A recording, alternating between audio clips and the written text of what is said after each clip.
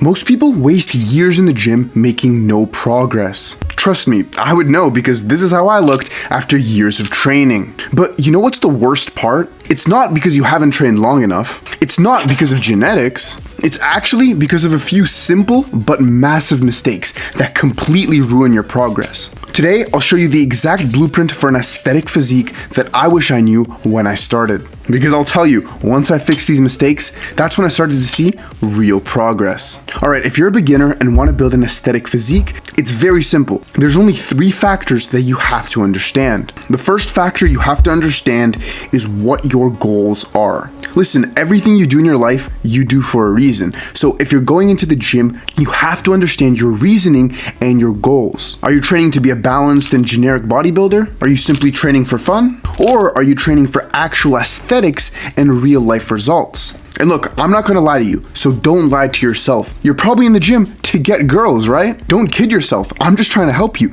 We wanna get to your goals as fast as possible, and identifying them is the first step. Because if you don't identify them, this is what happens. You end up training as if your goals is that of a balanced or generic bodybuilder. Listen, if you have balanced training and train all muscles equally, you follow something like a push-pull leg split, and you mostly follow generic recommendations, then it's not optimized for aesthetics. Creators like Jeff Nippert and Dr. Mike, they might be great and all, but their advice doesn't align with purely aesthetic training. Again, it aligns with the more generic and more balanced bodybuilder approach. So if your goal isn't that of a generic and balanced bodybuilder, then why would you follow that advice? Also, prayers out to Jeff Nippert, guys. I really hope he's doing okay and staying strong. Alright, so if your goal isn't to train like a balanced or generic bodybuilder, then is your goal fun? Because many people train as if their goal in the gym is simply just to have fun. They're 1 rep maxing every other week, training with their friends with no real schedule, and simply doing the fun and easy exercises that they prefer. And look, there's absolutely nothing wrong with this approach. If your goal in the gym is to have fun, then absolutely do this. But if you clicked on this video, then I'm guessing your goal isn't to have fun, isn't to train like a balanced bodybuilder, but the goal of aesthetics and real life results. And if aesthetics and real life results are your goal, then you have to realize that, admit that, and align your training to that goal. That means prioritizing the aesthetic muscles like the back, shoulders, and biceps. That means not being scared to ignore muscles or simply not train muscles that don't align with your goals. Listen, I talk to people every day, and every time it's the same thing. I ask them, what are your goals in the gym? They say, I want to look like David Seid and Jeff Seid and just have that aesthetic look. Then I look at their program and they have more volume for their quads than their shoulders. I mean, most of the people genuinely have more hamstring volume than side delt volume. This is why understanding your goals and aligning it with proper programming is so important. Problem is, there aren't really that many YouTubers that are talking specifically about this. But that's exactly what my channel is about. Aesthetic training aligned with science-based approaches. So if you don't want to miss a video, remember to subscribe. The second factor that goes into our aesthetic blueprint, which honestly might be the main reason that beginners stay beginners for so long, and that's simply understanding the process of muscle growth. Look, you go to the gym, right? Can you explain to me how muscle growth works? Maybe you can because you watch this channel, but I'll tell you right now, for my first year's training, I had no idea what the actual process of muscle growth looked like. I just sort of intuitively assumed, yeah, you go to the gym, lift weights, and muscles grow. But guys, once I finally understood how muscle growth worked, everything became clear to me and I was able to actually focus on what matters. And listen, here it is. If I knew this simple sequence just when I was a beginner, my progress would have been literally years faster. We have mechanical tension, muscle growth, and then progressive overload. So let's understand each step. Firstly, we have mechanical tension, and this is the only thing responsible for actually building your muscles in the gym. Not the micro tears, not the pump, none of that. It's mechanical tension. And to actually get sufficient mechanical tension in the muscle you're targeting, this is what you have to do. Firstly, and the key is actually targeting the function of the muscle. In all the muscle guides I've ever made, the first point is what's the function of that muscle? And you have to target and isolate that function so you can be sure that it's actually receiving the mechanical tension. And let's just give a quick example. If you want to train your abs, there's many different ways and many different exercises that people recommend. But what you have to ask yourself is, what's the function? The function of the abs is spinal flexion, essentially just rounding your spine. So what you're gonna do is you're gonna keep it super simple.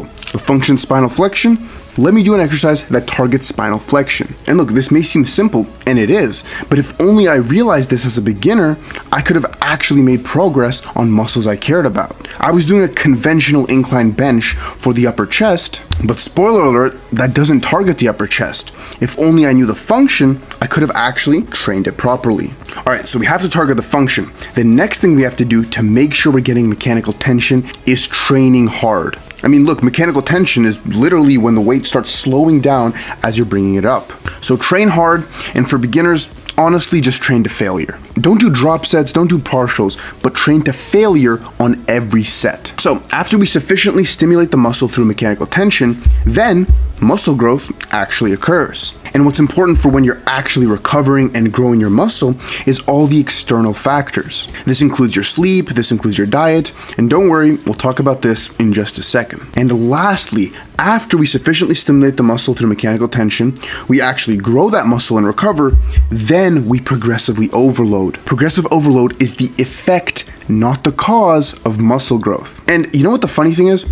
Anytime I ask a beginner how muscle growth occurs, if they do give me an answer, it's normally this. They say, oh yeah, muscle growth is caused by progressive overload. But it's not. And we shouldn't focus on this when it comes to building muscle. Look, if you wanted to get an A+ on your test, for your math grade, are you just gonna sit there refreshing your grades, hoping they go up? No, you're gonna sit there and you're gonna study. You're gonna do the work. Then after you actually study or do the work, can you receive the effect? It's the same for progressive overload. That's the end goal. That's the A+ on your test. There's nothing you can do to focus on that.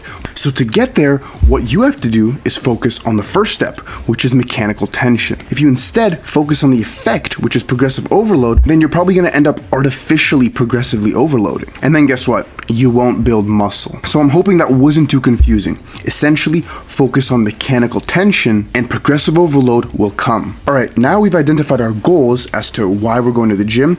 We now understand how to actually grow muscle. And now we're gonna talk about potentially one of the biggest mistakes beginners make that cause them not to progress at all. And before that, real quick guys, I know a ton of people have been asking me about my specific training split. And the first and most important modules of the Ascension system have finally been completed. Look, this isn't just some $20 PDF with some random exercises. It's a fully structured system, organized and optimized for aesthetics and visual results. There's video explanations for every module and exercise tutorials for all the most optimal exercises. And there's so many extra bonuses that I'm not even gonna mention. So if you're serious about results and want everything in one place, first link in the description. It's currently the lowest price it'll ever be.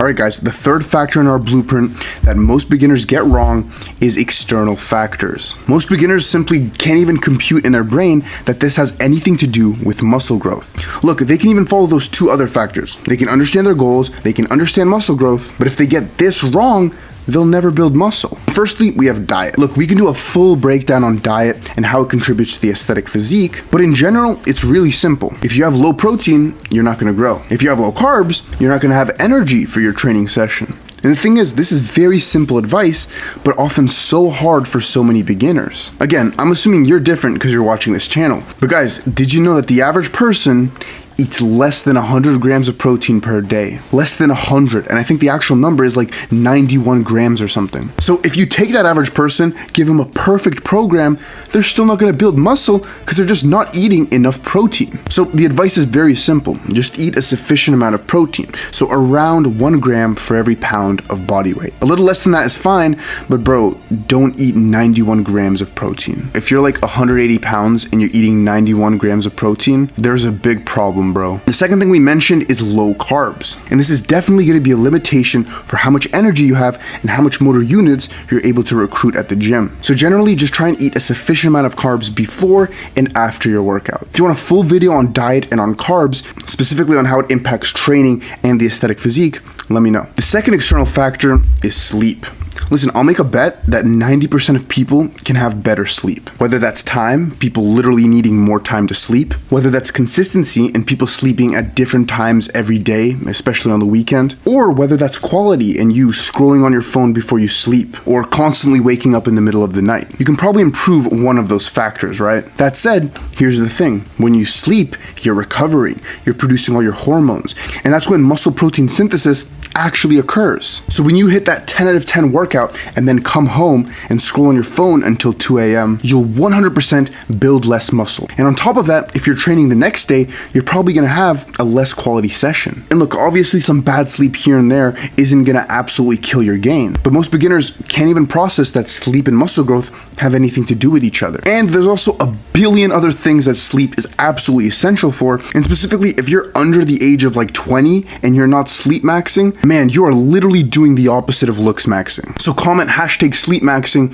if you're currently locked in or going to lock in to your sleep. And the last external factor, guys, is simply consistency. Look, literally nothing matters if you're not consistent. Consistency is everything and how you actually start seeing progress. And look, I know there's many real world things that can mess with your consistency. Exams, family obligations, jobs, social events, vacations, getting sick, all of it can wreck your consistency. But guys, I don't care. I'm sorry. I just don't care. I don't care if you have an exam. I don't care if you're going to a social event. You can get your lift in. Most of the time, these excuses are just your fault because of bad scheduling. Start studying for your exam a week before it happens, and you won't have any stress, and you can hit the gym perfectly fine. I can't lift the weights for you. I can't force you to be consistent. I can only lead you in the right direction, but you have to find that desire within. And I'll leave you with this. If you ever feel about not being consistent, remember that your muscles are either growing or getting smaller. There's no in between. There's no maintenance. They're growing or they're getting smaller. But those are the external factors that beginners should focus on: their diet, their sleep, and their consistency. And that's it, guys. That is the full blueprint to build an aesthetic physique as a beginner. And I promise to you, bro, if you understand your goals and prioritize for them, if you understand the process of muscle growth, and if you understand and prioritize the external factors that matter, you'll genuinely be ahead of 99% of lifters and make progress exponentially faster. And bro, now you understand more than most people. Implement this and you'll see results. Comment any questions down below and let me know if you guys want a more advanced or intermediate version of a blueprint like this. Leave a like if you learned anything or just enjoyed the video. And remember, for my full split and system, it's the first link in the description. Thank you for watching.